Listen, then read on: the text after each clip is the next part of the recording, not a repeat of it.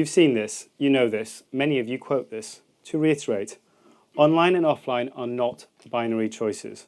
We know that online is connected to the store. We can say that 80% of sales take place in a store.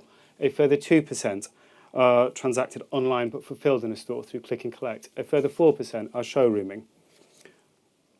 So we can look at all that and we can say that 85% of customer spend touches a store. Or to put it another way, almost 1/3 of online spend touches a store. That leaves less than 15% in that pure play online pot. But for us, that still felt a bit vague. So we decided to focus on it. To reiterate, this is the sit on your sofa, get it sent to your house retail spend.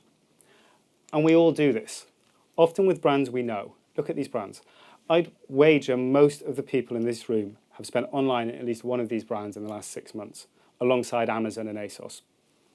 Why? Because the store is more than fulfillment and showrooming.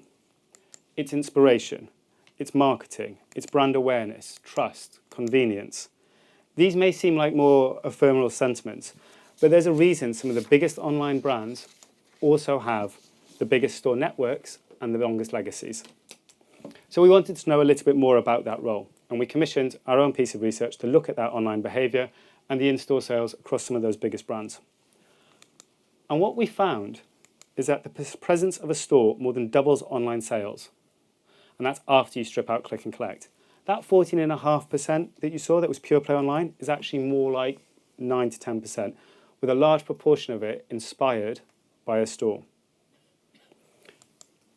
It means that actually more than half of online sales in total are inspired by a store. It means that 90% of consumer spend is still inspired by a store.